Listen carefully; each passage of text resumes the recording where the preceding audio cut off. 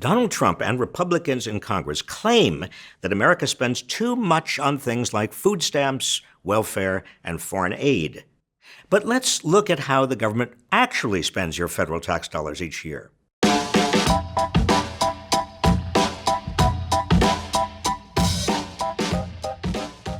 We're going to look at what's known as the discretionary budget, which has to be reappropriated by Congress each year.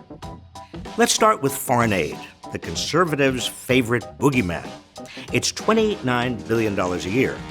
That may sound like a lot, but it's only 2% of all discretionary spending. Add all spending on international affairs, it's 4%.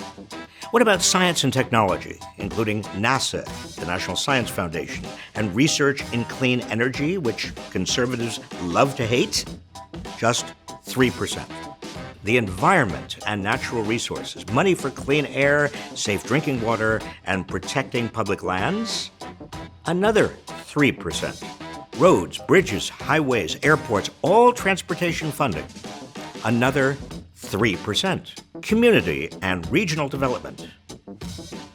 2%. Law enforcement, the Department of Justice, the entire federal court system. 5%. The Centers for Disease Control, the National Institutes of Health, and rural health clinics. 5%. Food stamps, energy assistance, childcare, other income security. Just 6%. Education and workforce training gets just 7%. Veterans benefits account for 7% of the budget as well. All other government services, including energy, agriculture, and commerce, account for only 1% of the discretionary budget.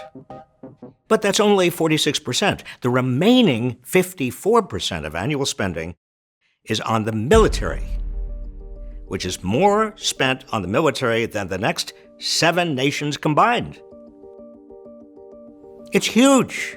It's about the only really big thing the federal government does. You may be thinking, but what about Social Security, Medicare, Medicaid, and the Affordable Care Act? By law, these programs are mandatory spending, which don't require Congress to approve funding every year. Americans have paid into Social Security and Medicare over their entire working lives. So if Trump and Republicans in Congress aren't going to cut these programs, they're going to cut this. Why? It's the oldest trick in the Republican playbook.